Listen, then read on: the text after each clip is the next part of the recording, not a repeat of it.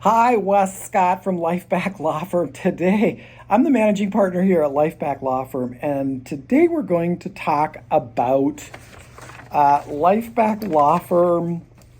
Mamas and papas, hold your children accountable or the world will.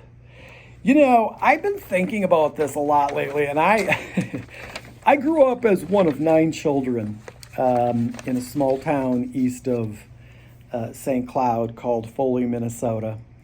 And my dad was a factory worker. My mom was a stay-at-home mom. And because I saw my mom more than my dad, I feared my mom more than my dad, and you would have feared my mom too. But the point of this story is, and I was reflecting on this, I was so thankful, not at the time, but growing up to be growing up in an environment of love, but accountability. And when we were young and you'd get into trouble, well, whatever it was, or you'd get into a scrap with your sibling, which of course happened all the time. My poor mother. The best day of my mother's life was the end of summer when school started. And I don't blame her. There were 9 of us. But one of the things that I really look back and I reflect on is that the gift of accountability to kids. Because, look, we are all accountable for our conduct, no matter what it is. And taking accountability for something as a human being, even as a child, a child recognizes this, allows everybody to move on faster. And it also teaches you that everybody needs grace. Every one of us. Because ain't nobody an angel. And, when I forgive you, 2 weeks from now, you'll be forgiving me. Like, I give you grace, you give me grace. That's the kind of way it works. But being accountable allows everyone to move on faster. When you're not accountable, when you fight it, when you challenge it, it drags everything out, right? In your own life, doesn't it do that? Like, just take responsibility for it so everybody can move on, right? But so as I grew up in this small town of 9 children, there was no problems with being held accountable. Again, I was afraid of my mom then. I'm still afraid of her. You would be too. But it smokes people out. And if you didn't want to be held accountable, if you wouldn't apologize, it would be very short-lived in my house growing up, because they wouldn't put up with it. And at the time, it's as a child, I don't want to apologize, I don't want to be accountable. But I'll tell you what, as an adult looking back, it's the best gift my parents could have ever given us. It's the best gift. We're all accountable, and you need to apologize, and you need to ask for forgiveness. We all do. And I remember my mom having some colorful language growing up, some of which I can't repeat here, but we grew up tough, and I remember my mom saying often, you want something to cry about? I'll give you something to cry about. You quickly learn there's a lot of things that you shouldn't be crying about. You know what I mean? It's just lessons like this.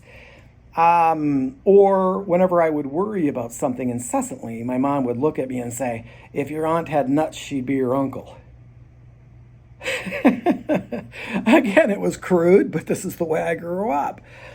And so I'm thankful for that as I look back on that, because, as an adult, I see a lot of adults who cannot apologize, who don't think they're accountable for their behavior. I think they grew up in this privileged atmosphere where mom and dad, made excuses for them, that kind of deal, right? Your kid's a mass murderer, but Tommy, he's are you kidding me? If you raise your kids to be selfish and privileged, the world will teach them. And I find myself in situations where, you forgive people, and that's what we do. And you do it over and over and over and over again.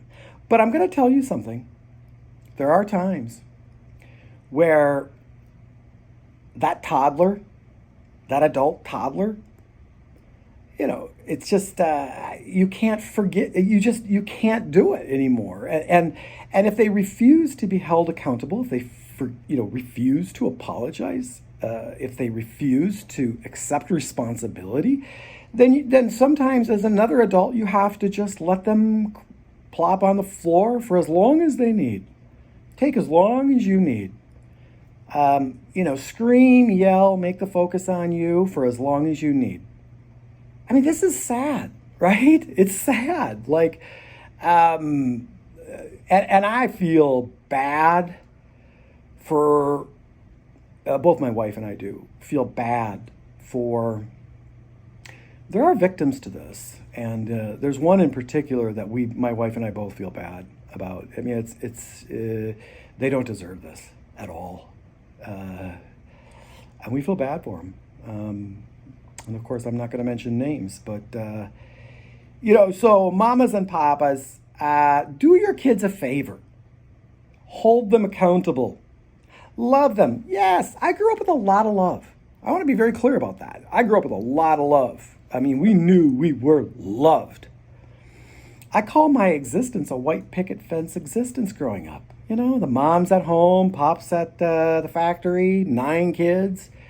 But we did grow up being accountable and not with a silver spoon in our mouth. And we learned to apologize, and we learned to be contrite.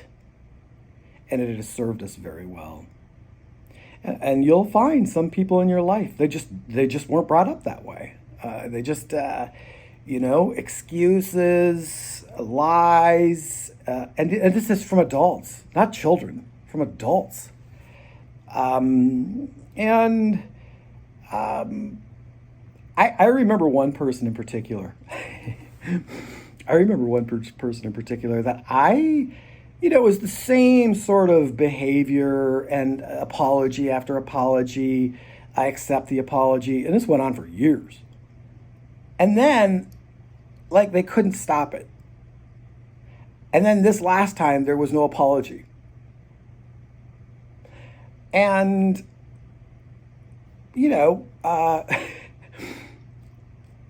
okay.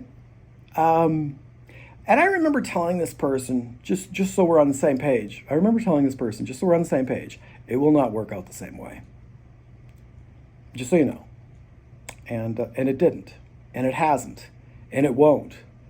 So, if you find yourself in a situation, like this, sometimes you have to just sit back and be patient and let the toddler bounce on the floor.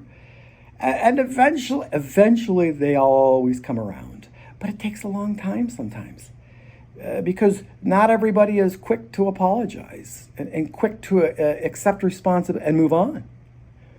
But we're patient.